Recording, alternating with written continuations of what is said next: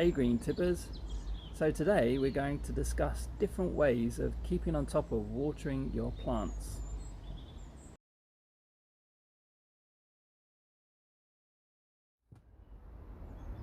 I've got here the seed sowing kits you can pick up in the supermarket usually in the spring, and they come with three parts: the propagator lid, the tray base and the sowing sections.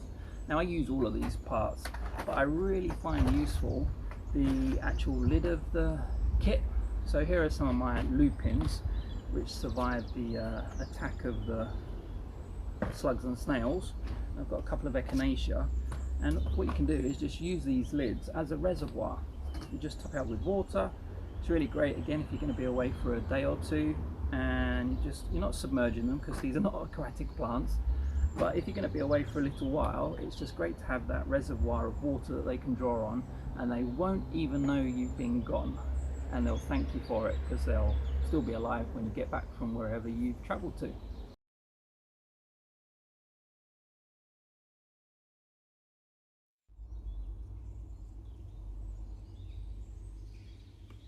Another way of making sure your plants, your hanging baskets are well watered is using these spikes that you can buy online, and I'll put a link to those in the description.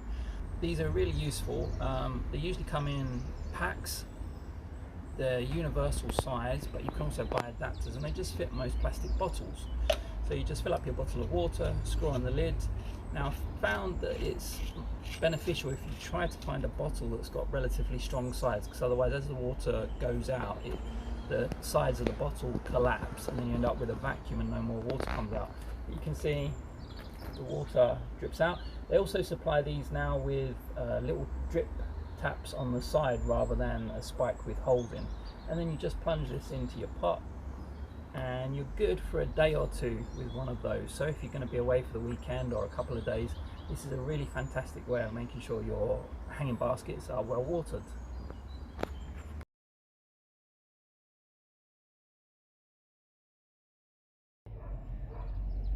Another way of keeping on top of plant watering, and this is maybe a method for something that's a bit more permanent. I have here my terracotta pot with my rosemary planted up, and when I planted it up I used a piece of plumbing pipe and some plumbing fixtures which are just push on, and it's got a stop here so that obviously the water doesn't run out the end.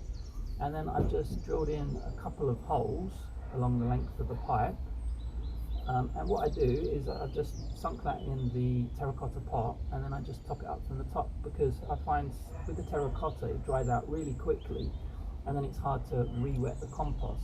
So what I do is I just plunge this into the pot,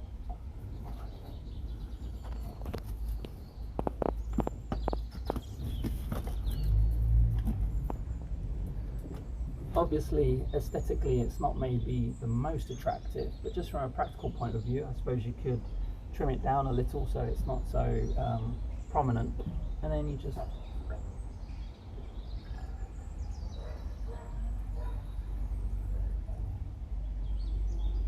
top it up to the top, and obviously it will go down. Another suggestion with this is that maybe you would want to put a cap on this end, because what I've found is that a lot of creatures tend to crawl in, so particularly snails. Then if they die in there or stay in there, that ends up blocking up the tube and then you'd have to pull it out. So just a suggestion, but I find this another really good way of making sure you get water to the roots of your plants.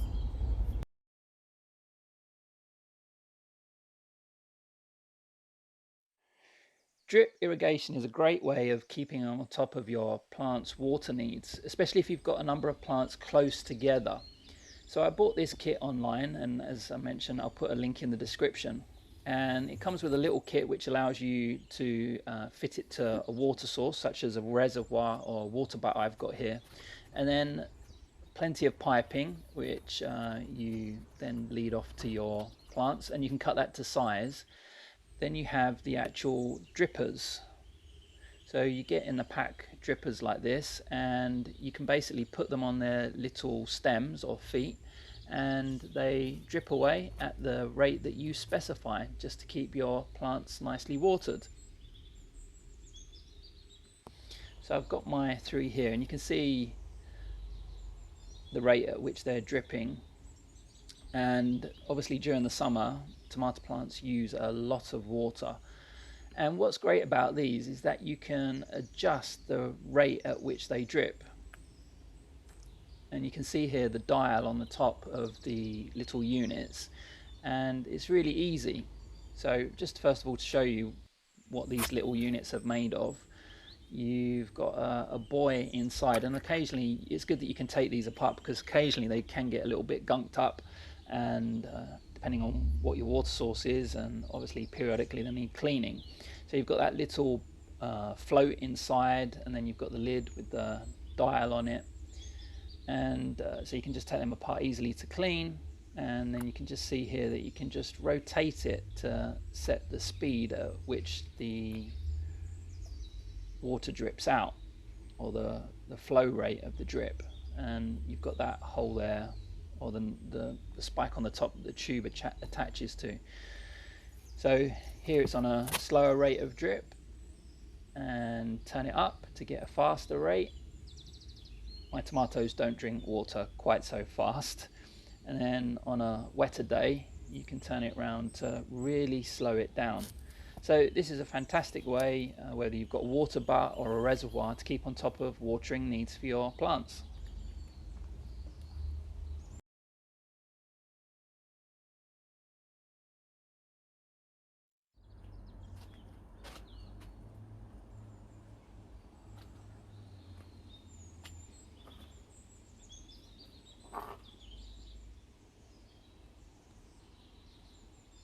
Got a hanging basket that's dried out a little, and when you try to top it up, it just runs off.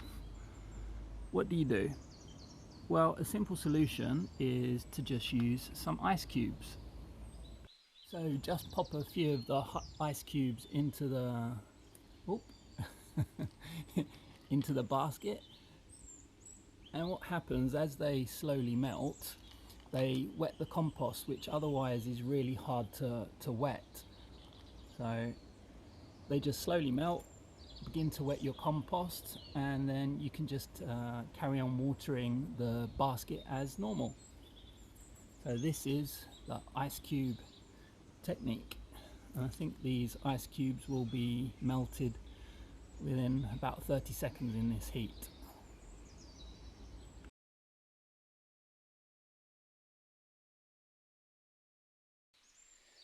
So this is what we could affectionately call the bucket plunge, or the bucket dunk.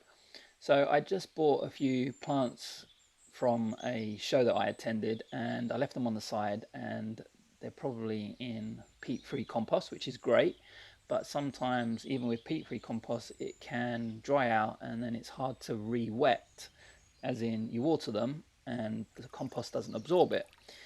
So what I find really helpful, just to get you back to a position where you're able to water the plants normally, is to plunge them into a bucket of water. You can see here that the compost in fact was so dry that the plant wouldn't even stay sat in the water, it kept falling over. So that's okay. I'm just going to leave them here, and the idea is that basically you just allow the plant to absorb the water, because it's submerged. You can also put them in a deeper container of water and just hold them down until no more bubbles are expelled from the compost. But rather than hang around, I can just leave them there, and you can see after about an hour the compost is nicely saturated and the plant's no worse for wear. But when it talks about worse for wear, this was my pineapple sage. I'd left this in the greenhouse, and this is a particularly thirsty plant, and you can see it's showing that it's really stressed. But just put it in a bucket of water, again because the compost was really dry, and within an hour the plant's perked up, the compost is nicely saturated, and you can just return to watering as normal. So I hope you've enjoyed listening to Green Tips Garden today.